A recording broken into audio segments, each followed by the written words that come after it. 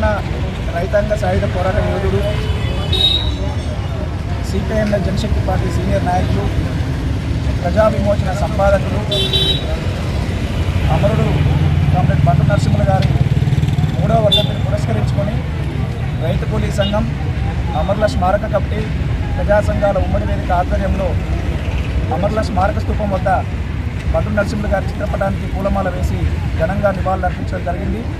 ఈ కార్యక్రమానికి వచ్చినటువంటి మిత్రులందరికీ, కామ్రేడ్స్ అందరికీ పేరు పేరున ప్రజా సంఘాల ఉమ్మడి వేదిక తరఫున ఉద్యమ అభినందనలు తెలియజేస్తా ఉన్నాను.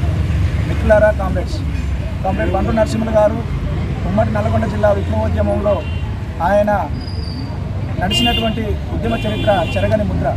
తన చిన్న వయసు నుండే విప్లవ రాజకీయాల పట్ల, కమ్యూనిస్టు రాజకీయాల పట్ల ఆకర్షితులై ఆంధ్ర మహాసభ ఉద్యమంలో, ఆ తర్వాత ముందుకొచ్చినటువంటి ఉమ్మడి కమ్యూనిస్టు పార్టీ ఉద్యమంలో తను క్రియాశీలకమైనటువంటి పాత్రను పోషించింది.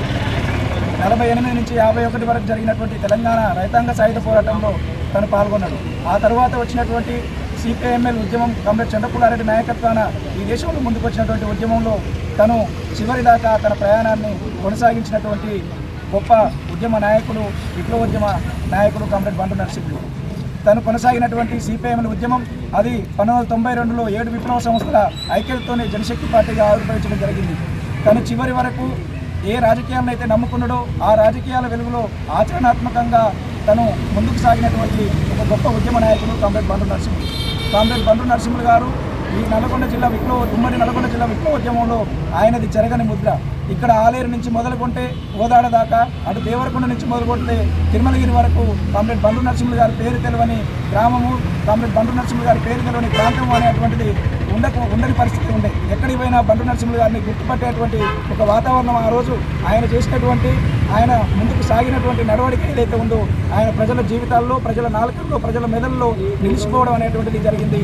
ఆ బంటు నరసింహులు గారి గురించి వాళ్ళు మనం మాట్లాడుకోవడం, బంటు నరసింహులు గారిని స్మరించుకోవడం అని అంటేనే ఆయన రాజకీయాలు ఏవైతే ఉన్నాయో ఆ రాజకీయాలని మనం తుదకంట ముందుకు తీసుకుపోయేటువంటి దాంట్లో భాగస్వాములం అవుతామని చెప్పేసి, కంకణబద్ధులం అవుతామని చెప్పేసి మనం ఒక రకంగా చెప్పుకోవడమే. అంతేకాకుండా ఈ దేశంలో లేదా ఈ రాష్ట్రంలో ఇవాళ కొనసాగుతున్నటువంటి ప్రజల మీద కగారు పేరున అంతిమ యుద్ధం అనేటువంటి పేరు మీద ప్రజల మీద జరుగుతున్నటువంటి దాడి ఏదైతే ఉందో దాన్ని మేము తీవ్రంగా ఈ సందర్భంగా ఖండిస్తూ ఉన్నాం.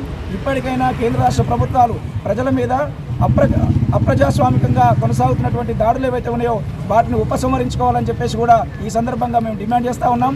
అమరుల ఆశయాల్ని ముందుకు తీసుకుపోవడం అంటేనే ప్రజా ఉద్యమాలని మరింత పటిష్టం చేయడమే వారికి నిజమైనటువంటి నివాళులు అర్పించడం అవుతుంది అని చెప్పేసి గుర్తు చేస్తూ నేటి యువత మొత్తం కూడా ప్రజా ఉద్యమాల్లో, ప్రజా పోరాటాల్లో ముందుకు రావాలని చెప్పేసి ఈ సందర్భంగా పిలుపునిస్తూ ఈ అవకాశం ఇచ్చినటువంటి మిత్రులందరికీ ధన్యవాదాలు తెలియజేస్తూ సెలవు.